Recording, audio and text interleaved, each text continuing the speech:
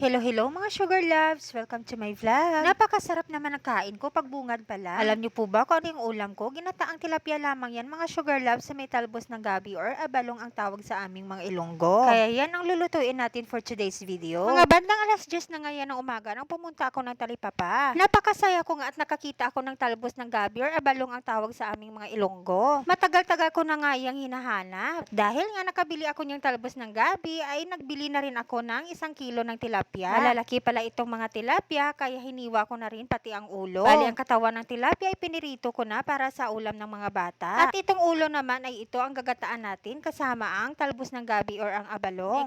Teka nga, ayan na naman. Required ba talaga nakapamiwang habang nagluluto? Katapos ko naman magprito, inumpisahan ko nang hugasan itong talbos ng mga gabi. Sa paglilinis nito, ang ginagawa ko, isa-isa ko itong binubuklat at baka naman may nakaipit na mga uod dyan sa loob. Actually, first time ko lang din itong gawin at first time ko lang din itong lutuin. Naalala ko pala ang ginagawa na matanda nito sa aming probinsya noong unang panahon. Pagkatapos nila itong linisin at buklatin, ay kinukurutan o tinatanggalan ng dahon sa bawat sulok ng dahon. Basta ang hirap i-explain. Basta yun na yun. Sabi ay para daw hindi mangati pag maluto na itong talbos ng gabi. Pagkatapos ay siya namang paikot-ikutin at itali. Ito na talaga ako natagalan at nag-struggle. Ay siya, magtiis ka, ginusto mo yan. At gustong gusto ko talagang kumain. Dahil sa naumpisahan ko na, ipaninindigan ko na lang talaga. Ano pa nga ba ang magagawa natin? Ito na nga mga sugar loves, tinatanggalan ko na ng matulis na dahon dyan sa bawat sides niya. Tingnan nyo na lamang kung paano ko siya paikot-ikutin at itali. Paka-basic lamang yan mga sugar loves, alam ko namang kaya-kaya nyong gawin yan. Habang ginagawa ko pala yan, ay napapaisip ako kung bakit kailangan talagang paikot-ikutin at itali bago lutuin. Siguro naman, para naman presentable tingnan pag maluto na. Kung meron kayong mga idea kung bakit required talagang paikot-ikutin yung talbos ng gabi natin bago lutuin, is kindly comment down below. O diba? Hindi naman halatang nahirapan ako't natagalan dyan mga sugar loves. Pero tiwala lang, matatapos din ako't makakaraos. Hindi po ba ang ginagawa nyo dito mga sugar loves? Mostly pala na ginagawa nila o luto dyan sa talbos ng gabi ay pinangat. At ayan na nga mga sugar loves, after 10 years sa wakas natapos ko din silang lahat paikot-ikutin. Tapos ko nga dyan sa gabi, nag-umpisa na naman akong maggayat-gayat ng mga sibuyas, bawang at luya. Isasapin lamang natin yung ibang samya dyan sa ilalim. Sama na rin ng ibang gabi na pinaikot-ikot natin kanina. Pagkatapos ay ilagay na natin yung isda. Ito na pala yung kinalabasan pagkatapos natin siyang ayusin sa lutuan. Tinimplahan ko na rin siya ng asin at durog na paminta. Sa mga oras na yan ay sinunod ko na ngang nilagay itong suka. Purong suka lamang ang nilagay ko tapos toyo. Bali tansya-tansya lamang ang ginawa ko dyan. Parang ipapaksiw muna natin siya. At ito na nga, hindi na natin patatagalin pa at sinalang ko na nga sa apoy. Kung nakasalang ang mga ito sa apoy, silip-silipin din natin at saka doon na rin tayo magtimpla ayon sa gusto nating panglasa. Kung bakit pala hindi na ako nagdagdag ng tubig kanina at purong suka ng ginamit ko ay nagtutubig kasi itong gabi natin. Madali lamang itong lutuin, mga ilang minuto lamang iluto na itong gabi natin at isda. Huwag namang sobrahan at baka madurog na nga itong isda. At ito na nga, kunti na lang ang sabaw, oras na para ilagay ang kakanggata. Nagdagdag na rin pala ako na hiniwang siling berde para merong sipa ng anghang. Ako lang po ba ang mahilig sa ganito? Pag mga ginataang ulam kasi gusto ko merong kunting sipa ng anghang. Lalong sumasarap kasi ito at lalong nakakagana kumain. At ito na nga mga sugar loves, kunting pakulo na lamang at ready to serve ng ating ginataang tilapia na may talbos ng gabi. Nagdagdag pala ako dyan ng siling labuyo kasi medyo nakukulangan ako sa anghang. Hindi ko na to patatagalin mga sugar loves, hahatulan ko na talaga. Kaya kung hindi nyo pa na-try ang luto na ito ay oras na siguro para itry nyo, and don't forget to leave a comment kung nagustuhan nyo ito.